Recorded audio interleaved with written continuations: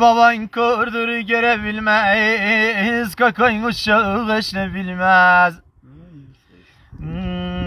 Baban kordur görebilmez, kakayın uşağı eşne bilmez.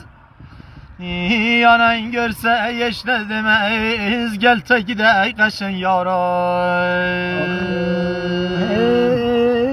Babaya baba demişem, ay anaya ana demişem.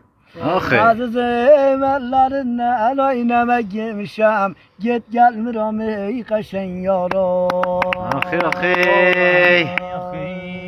Erçen ki gülşen işinem, pinhan deylem aleynem.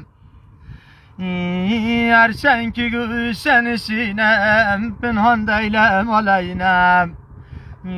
Alay gözlerin hemen şahirim, sallın dillen dilemeni. Ey nefer oğlunu yok uçağı, ay belini nabitağı. Azizim ay yüzü gidi yok uçağı, ay git gelmiram ey kaşın yaram. Azizim ay git gelmiram ay kaşın yaram.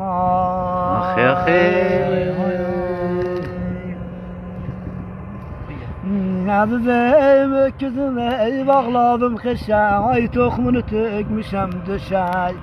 Azizim ay baş koşmuşam ay helal işe, git gelmiram ey bir vefaya.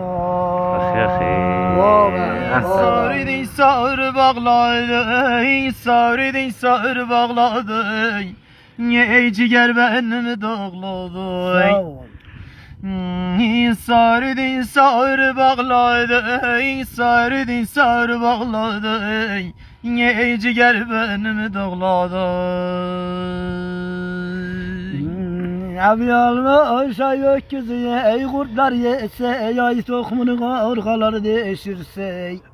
Azizim ay rozumuza ey Mevlan verse, ay git gelmiram ey bir vefayar. Azizim ay git gelmiram ey ay bir vefayar. Ahsen. Azizim aya vardır ay vardır caşır, ay belki kara ay dönü yaşar. Azizim ay gün vuranla ay pirillaşır, ay git gelmiram ay bir vefayar.